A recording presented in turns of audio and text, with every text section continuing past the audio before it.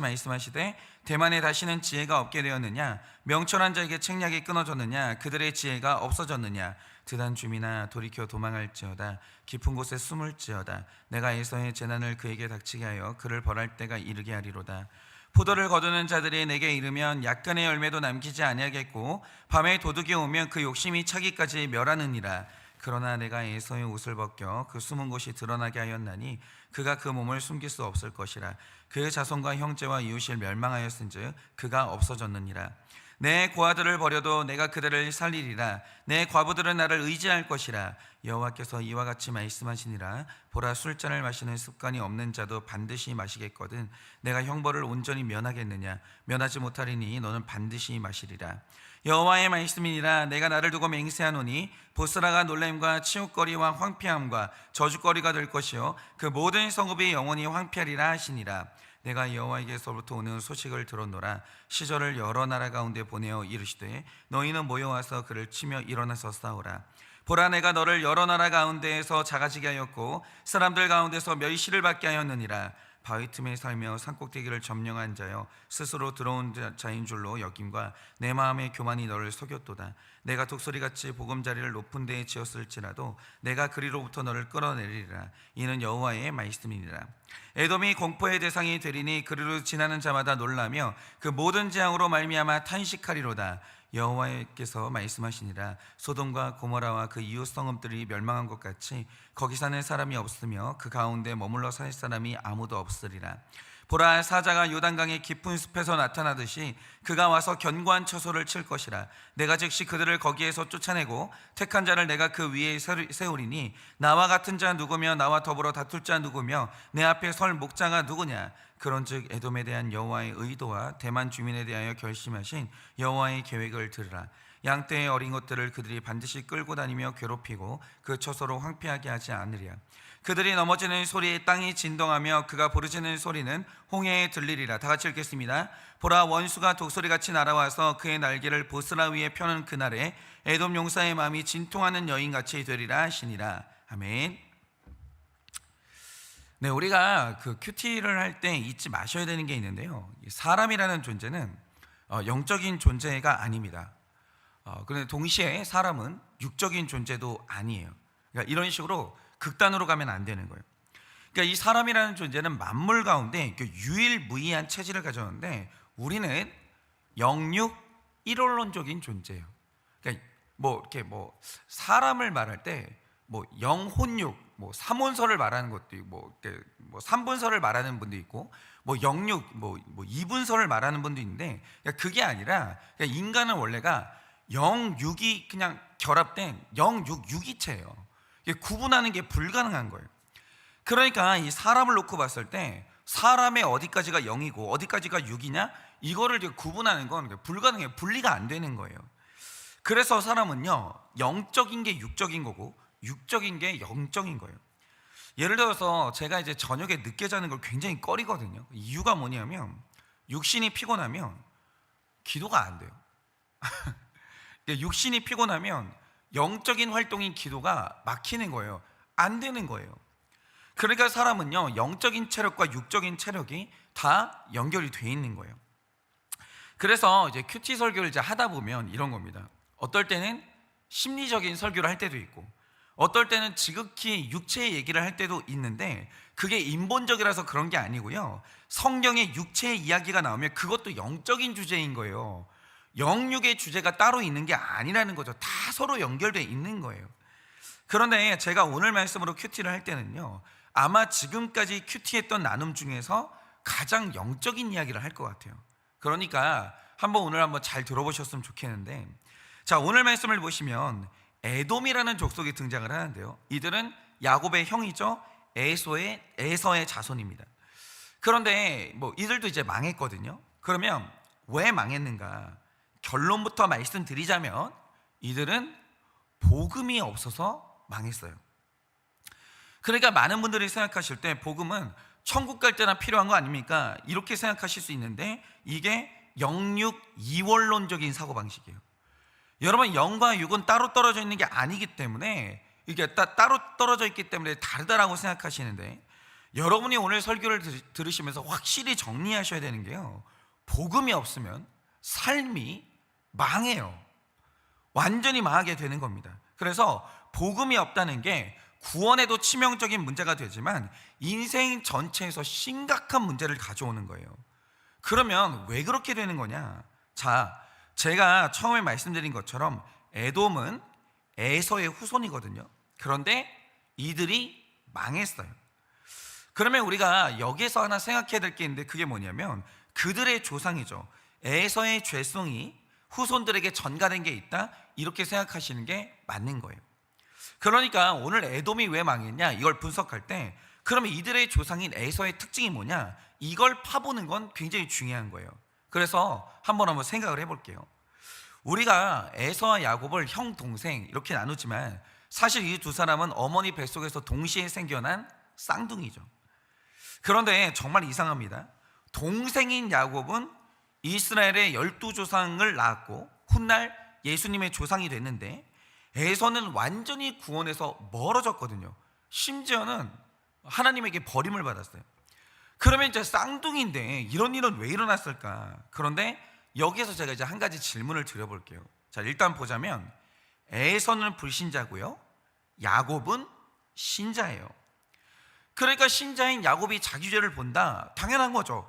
그러니까 구원받으려면 그렇게 될 수밖에 없는 거예요. 그런데 불신자 에서는 그러면 자기 죄를 봤을까요? 못 봤을까요? 이걸 한번 다시 설명을 해볼게요. 하나님을 믿는 신자들은 당연히 죄라는 개념이 있죠. 그러니까 내 안에 있는 죄를 보죠.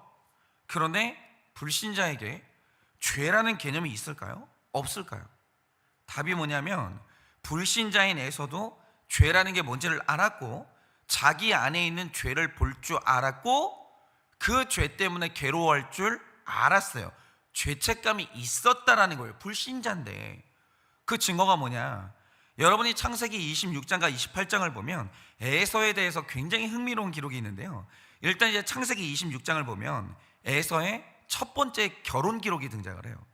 그런데 이 결혼이요, 이삭이 그렇게 반대했던 가나안 족속과의 불신 결혼이었어요. 그런데 이런 결혼을 하면서 에서가 한 명하고 결혼하는 게 아니고요, 유딕과 바스맛이라는 두 명의 아내를 맞아요. 그냥 막 가는 거예요. 막 가는 거죠. 그런데 이제 여기까지만 보면 그래 네가 믿음이 없으니까 죄가 뭔지를 모르지, 그러니까 네가 이렇게 하는 거지, 네가 죄책감이 있겠니? 이럴 수 있잖아요. 그런데 28장으로 넘어와서 6절에서 8절을 보면 재미있는 기록이 나와요. 일단 불신 결혼은 안 된다라는 게 이삭의 확실한 뜻이었고, 왜냐하면 이삭 자신이 그렇게 결혼했잖아요. 아버지가 가나안 족속과의 결혼은 안 된다라고 하면서 1000km 떨어진 곳까지 가서 예수씨가 있는 자기 아내를 구해왔어요. 이삭이 이게 얼마나 확실하겠냐고요, 불신 결혼 안 된다라는 게. 그리고 그 아들인 에서가 그걸 알았어요. 그런데 이제 알고 이제 불순종을 한 거죠. 그런데 결혼을 하고 나서 아내들의 행실을 쭉 보니까 불신자 아내들이 믿음이 없으니까 내 아버지 이삭에게 기쁨을 못 주는 거예요. 그러자 에서가 자기 잘못을 봐요. 내가 불순종했구나, 이 불신 결혼이 죄가 맞았구나, 이렇게 분명히 자기 죄를 봅니다. 그런데 죄를 봤으면 그 다음에 해야 될 일이 뭐냐 이거예요. 이게 제일 중요하거든요. 여러분, 죄는 처리하는 게 제일 중요해요. 이 죄를 어떻게 처리할 거예요? 제일 중요한 게 뭐냐면 행위가 아니에요. 아니, 그러니까 이런 거죠. 그러니까 나의 죄를 다음에 선한 행동으로 메꿔보겠다. 그럼 문제가 뭐냐면 선한 행동을 한 다음에 1분도 안 돼서 또 죄를 져요.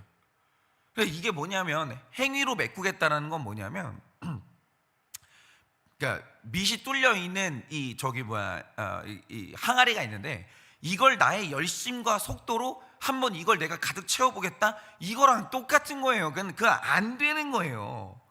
그러니까 만약에 내가 죄를 봤다, 그러면 이 죄를 처리할 때 해야 되는 게 뭐냐면 죄를 용서하시는 유일한 권한과 힘을 가진 분이죠, 하나님께 나아가서 용서를 받고 하나님과의 관계를 회복해야 되는 거예요. 그러면 그 다음에 하나님이 하시는 거예요. 내가 못하는 그것을 하나님이 하시는 거죠. 그러니까 예전에 저는 이제 불교 관련된 영화긴 하지만 닮아야 놀자, 이게 굉장히 의미가 있는데 여러분 다 아시잖아요. 밑이 이렇게 뚫려 있는 항아리를 채우라는 거예요. 채워요. 되냐 이거죠. 안 되죠. 그러니까 그 다음에 한 일이 뭡니까? 그냥 그 항아리를 물에 던져버리는 거예요. 그럼 차겠죠. 여러분, 우리가 우리 죄를 용서받는 길이 뭐예요? 하나님의 은혜의 보혈 앞에 그냥 우리를 던져버리는 거예요. 그래야 해결돼요. 나의 노력으로 어떤 나의 죄를 해결해 보겠다? 안 되는 거예요. 평생 안 되는 거예요. 그냥 이 문제는 하나님께 맡기고 하나님 방식대로 가야 되는 거예요. 그분에게 용서를 받아야 되는 거예요. 그러면 해결됩니다. 그게 하나님이 가장 원하시는 거죠. 그런데 자기 죄를 봤어요. 에서가 여기까지는 왔어요. 그런데 에서가 하는 일이 뭐냐? 그나마 내가 신교론 비슷한 걸 해보겠다라고 하면서 하나님께 가는 게 아니라 아브라함의 또 다른 아들이죠, 이스마엘의 후손에게 간 다음에 마할랏이라는 여인을 맞이하는 거예요. 이것도 죄예요. 이스마엘이 복음이 있어요? 그럼 또 첩을 들어요? 그런 게 어디 있어요? 그러니까 이런 식인 거예요. 내 삶으로, 내 행위로, 내 열심으로 열심히 한번 내가 내 죄를 해결해 보겠다, 그러면서 죄를 또 짓는 거예요. 해결이 안 되는 거죠. 에서는 늘 이런 식이었어요.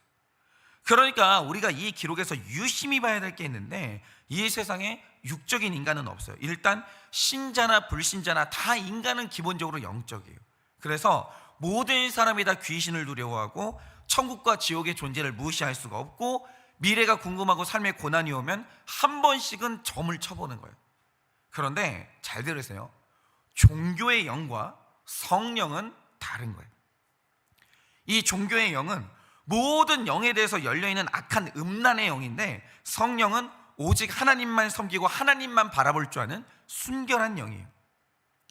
그러니까 이 두 가지 영이 완전히 달라도 어쨌든 이제 영적인 세계를 포착하는 게 영성이기 때문에 종교의 영을 가진 사람도 성경을 읽는 게 가능하고 성경의 일부 내용을 믿을 수 있어요. 물론 전체를 믿지는 못해요. 그게 이단이죠. 근데 이 종교의 영을 가진 사람도 자기가 자기한테 속는 이유가 뭐냐면 성경의 일부 내용을 믿을 수 있다니까요. 근데 여기서 불신자도 성경을 믿을 수 있다, 여기 깜짝 놀라시는 분이 있는데 생각을 해보세요. 사탄이 성경을 믿을까요, 안 믿을까요? 우리 중에서 성경을 가장 잘 믿는 게 사탄이에요. 왜냐? 사탄은 하나님을 눈으로 본 적이 있고 가까운 데서 섬긴 적이 있거든요. 그런데 중요한 게 있어요. 사탄은 성경을 아는데 성경대로 못 살아요. 그게 사탄이에요. 마찬가지로 종교의 영을 가진 사람도 성경을 읽을 수 있고 성경의 일부 내용을 믿을 수 있어요. 그래서 성경이 말하는 죄의 개념을 배울 수 있고 성경 지식을 통해서 자기 안에 있는 죄를 볼 수도 있는 거예요. 그러니까 어떤 분들은 보면은 이런 거 있어요. 예수 안 믿는데 나보다 훨씬 도덕적인 사람이 있어요.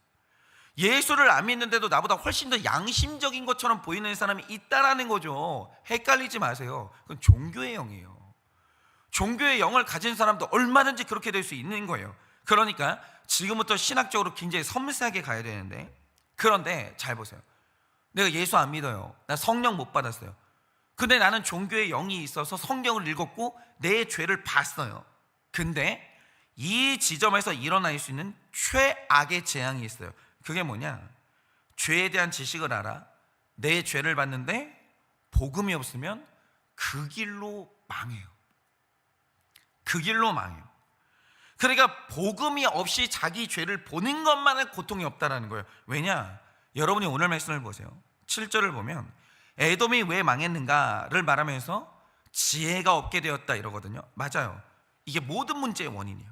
지혜가 없으면 평안에도 망하고 고난이 와도 망해요. 지혜가 없으면 돈이 있어도 망하고 없어도 망해요. 모든 문제의 원인은 지혜가 없는 것이고 죽을 자리에 있어도 지혜가 있으면 사는 거예요. 그런데 신약으로 넘어오면 이 지혜가 뭐냐, 이 실체가 드러나는데 최고의 지혜가 복음이에요. 고린도전서 1장 24절은 이렇게 기록합니다. 오직 부르심을 받은 자들에게는 유대인이나 헬라인이나 그리스도는 하나님의 능력이요 하나님의 지혜다 라고 해요. 그러니까 잘 보세요. 에서는 성령 받은 사람이 아니라 종교의 영을 가진 사람이었어요. 이 사람도 설교 들 때 아멘 하는 게 가능해요. 정말 분별 잘해야 돼요. 여러분, 에서는 종교의 영을 가진 사람이었어요. 그러니까 말씀을 알아서 죄가 뭔지도 알았고 자기 안에 있는 죄도 볼 줄 알았어요. 이것만 보면 딱 믿는 사람 같아요. 그런데 문제는 지혜가 없다라고 하는데, 이 말의 진짜 뜻이 뭐냐면 에서 안에 복음이 없었다라는 거예요. 복음이 없었다는 거예요. 이 말 다시 말하면 예수가 없는 거예요. 여러분, 지금 제가 하는 얘기 잘 들으세요. 예수가 없는 거예요. 그러니까 성경은 있어요. 성경 지식은 있어요. 근데 예수가 없는 거예요. 예수의 음성이 들리지도 않고 나를 인도하는 예수가 없는 거예요.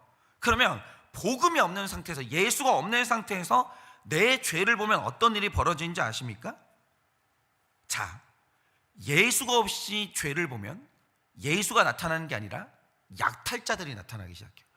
9절을 보면 약탈자들이 나타나서 다 가져간다라고 하는데, 10절을 보면 내가 에서의 옷을 벗겨 그 숨은 곳을 드러나게 하겠다라고 하거든요. 그런데 여기에서 숨은 곳을 드러나게 한다는 말의 뜻이 뭐냐면, 네가 숨겨놓은 재산이 있으면 그것까지 드러내서 전부 다 뺏어간다, 이 말 뜻이에요. 잘 들으세요. 예수가 없이 죄를 보면 약탈자가 나타나요. 그것 때문에 멸망한다라는 거예요. 그런데 이 구절을 영적으로 해석하면 이렇게 되는 겁니다. 약탈자는 누구냐? 예수가 없이 말씀을 보고 예수가 없이 죄를 보게 되면 예수가 나타나는 게 아니라 사탄 마귀가 내 인생을 지배하기 시작해요. 이게 되게 무서운 거예요. 이 마귀는요, 세상 권세, 돈, 아무 관심이 없어요.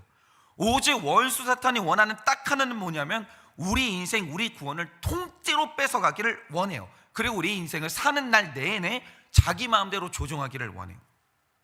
그리고 우리가 망하기를 원합니다. 그런데 이때 가장 유용하게 쓰이는 게 뭐냐? 어떤 사람이 예수 없이 죄를 본 거예요. 죄책감으로 딱 걸어버려요. 그리고 나서 일평생 그 죄책감을 가지고 이 사람을 자기 뜻대로 휘두르기 시작하는 거예요. 그러니까 이런 거죠. 사람은 누구나 다 죄를 짓기 때문에 죄책감을 안 느끼는 것보다는 느끼는 게 훨씬 좋은 거는 맞아요. 그런데 내 죄를 보고 죄책감을 느끼는 이 지점에서 살 길과 죽을 길이 나뉘는 거예요. 여러분이 생각하시는 것보다 죄책감이 상당히 괴로운 감정이에요. 이거 해결이 안 되면 신자나 불신자나 못 살아요. 이거 해결해야 살아요. 그러니까 생각보다 죄가 들키지 않았는데도 자수를 하고 감옥에서 자살하는 사람이 많아요. 왜냐? 사람이 느끼는 죄책감이라는 게 사람에게 들리는 음성이거든요. 조종을 해요. 야, 괴롭지 않냐? 너무너무 괴롭지? 자, 이렇게 해봐, 저렇게 해봐. 이때 내 귀에 어떤 음성이 들리냐에 따라서 살 길과 죽을 길이 거기서 나뉘는 거예요. 그래서 이 죄책감을 어떻게 처리할 거냐, 여기가 중요한 건데, 내 힘으로는 죄책감을 해결할 길이 없을 때 예수의 음성이 들리면 사는 거예요. 내가 용서할게. 내가 네 인생을 용서할게. 내가 네 인생을 새롭게 할게. 네가 너를 위해 대신 죽어준 나를 믿으면 네 인생이 새롭게 되는 거예요. 그 다음부터 아무도 너를 정죄할 사람이 없는 거야. 이렇게 나를 위해 죽어주신 예수의 복음이 깨달아지고 그 십자가를 붙들고 회개할 때 완전한 용서로 덮어주시는 하나님을 만나면 그게 바로 복음의 길에 들어온 것이고, 그는 구원의 확신을 얻게 돼요. 그러면 약탈자가 못 들어와요. 내 구원을 뺏지를 못해요. 아무것도 나에게서 가져갈 수 없어요. 왜냐하면 예수 그리스도가, 그의 복음이 나를 지키고 있거든요. 그런데 이미 복음을 깨달아 구원의 확신을 얻은 사람에게 사탄이 그를 흔드는 게 가능하냐? 그거는 불가능한 거예요. 그러니까 이런 거죠. 사탄이 이제 와가지고 우리가 죄를 짓고 나면 고소를 해요. 내가 과거에 네가 지은 죄를 알고 지금도 네가 오늘 넘어졌지? 아무도 모르지? 난 안다? 내가 봤어.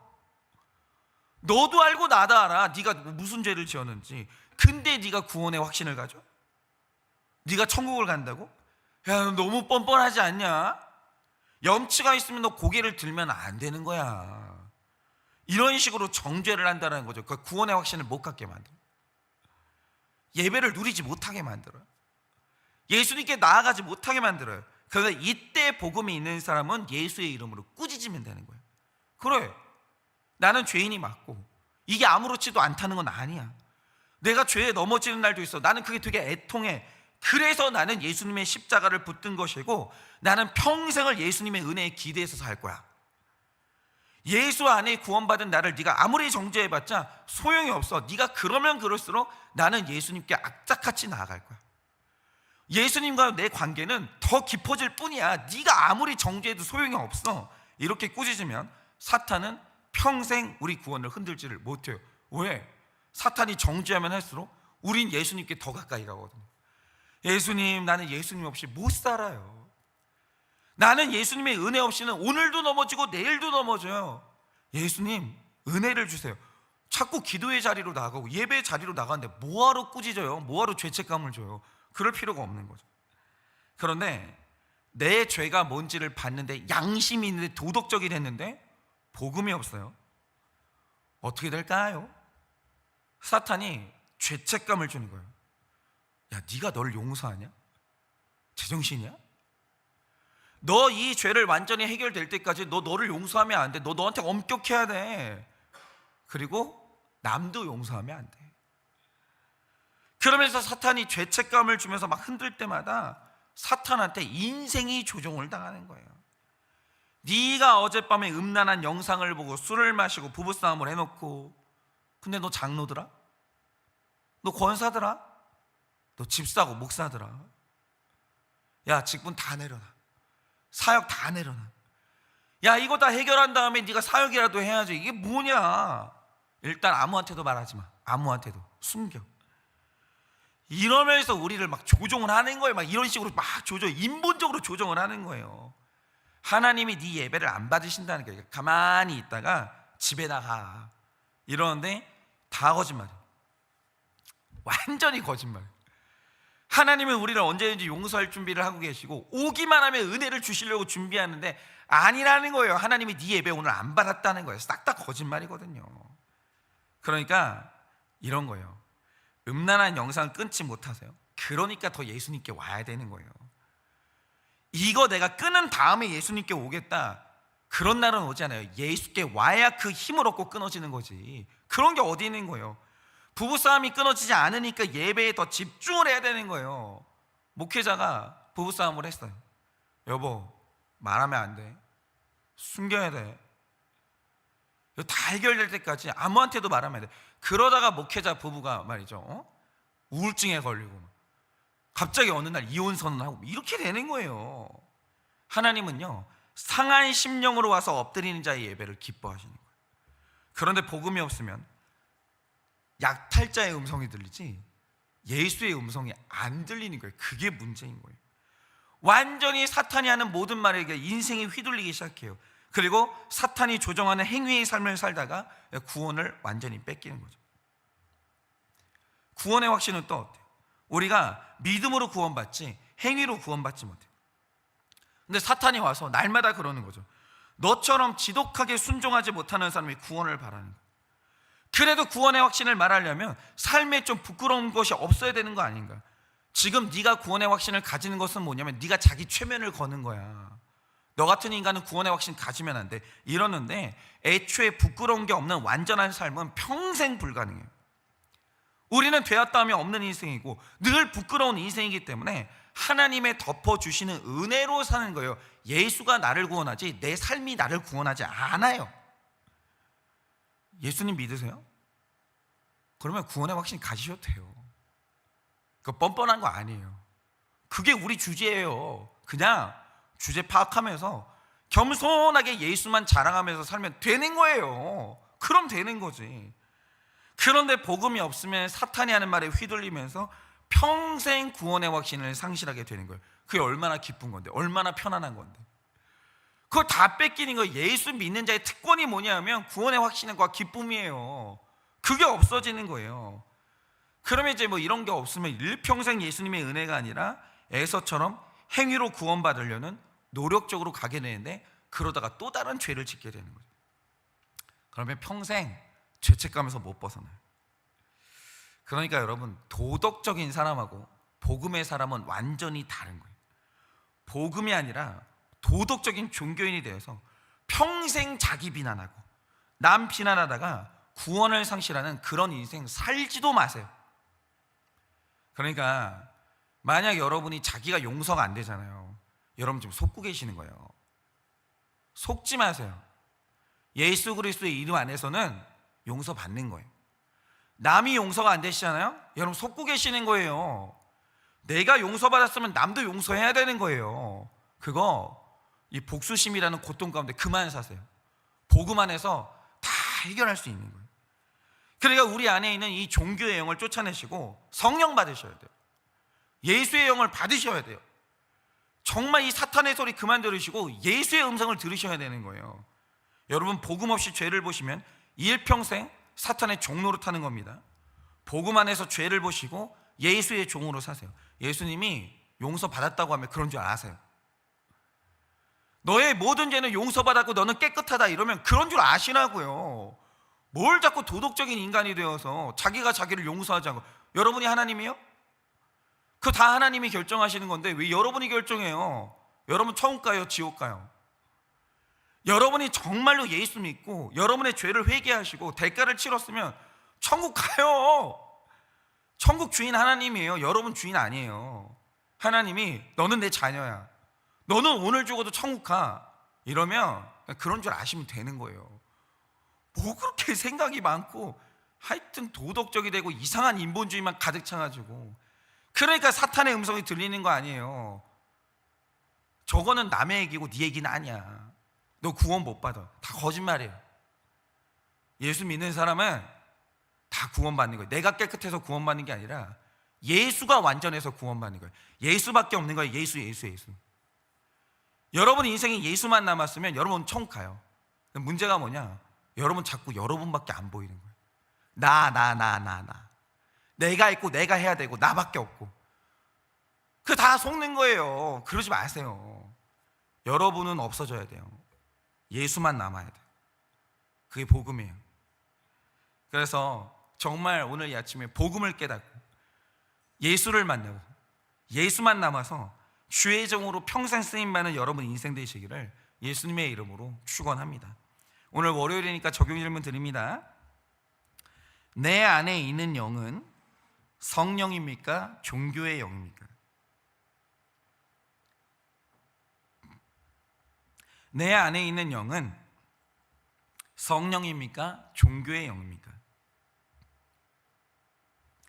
복음 없이 죄를 본 적이 있으십니까? 복음 없이 죄를 본 적이 있으십니까? 어떤 것을 경험하셨습니까? 뭐 다른 게 있겠어요? 뭐 죽고 싶죠. 그냥 다 숨기고 싶고. 복음 없이 죄를 봤을 때 어떤 것을 경험하셨습니까? 복음이 확실하십니까? 복음이 확실하십니까? 복음을 설명해 봅시다. 목장에서 나누실 때 복음이 뭔지 한번 설명해 보세요. 그거 안 되면 다시 배우셔야 돼요. 자꾸 있잖아요. 내 얘기 하면 복음이 없을 가능성이 커요. 복음은 뭐냐면 예수인 거예요. 복음 안에서 죄를 본 경험이 있으십니까? 복음 안에서 죄를 본 경험이 있으십니까? 예수 안에서 죄를 보고 무엇을 느끼셨습니까? 무엇을 느끼셨습니까? 이 시간에 제가 기도하고 축도함으로 예배를 마치겠습니다. 기도하겠습니다. 예수님, 사랑하는 나의 예수님, 주님, 우리는 부족하고 날마다 넘어지고 날마다 깨어집니다. 그래서 애통하고 나는 이것을 해결하고 싶습니다. 그런데 주님, 오늘 주님 앞에 고백합니다. 예수 없이 해결할 수 없습니다. 예수 없이 죄를 이길 수 없습니다. 내가 하는 것이 아닙니다. 내가 아닙니다. 예수님입니다. 오직 예수밖에 없습니다. 그러니 주님, 오늘도 우리는 이 복음을 알아 예수에게 집중하여 예수님만 바라보게 하시고 예수님으로 해결하게 하여 주시옵소서. 그래서 모든 우리 인생을 가져가려고 하는 약탈자 사탄 마귀를 꾸짖게 하여 주시고 내가 아닌 예수로 승리하여 오늘도 우리 인생에서 나를 조정하고 내 모든 것을 빼앗아가는 사탄 마귀를 이겨 승리하는 우리 하루가 될 수 있도록 주님이 은혜를 허락하여 주시옵소서. 지금은 우리 주 예수 그리스도의 은혜와 하나님 아버지의 그 크신 사랑과 성령님의 위로하시고 교통하여 주시는 그 역사하심이 오늘도 내가 아니라 오직 예수로 나아가 모든 약탈자를 물리치고 복음으로 승리하기를 원하는 사랑하는 모든 주의 종들의 머리 위에 지금으로부터 영원 무궁토록 함께 있을지어다. 아멘.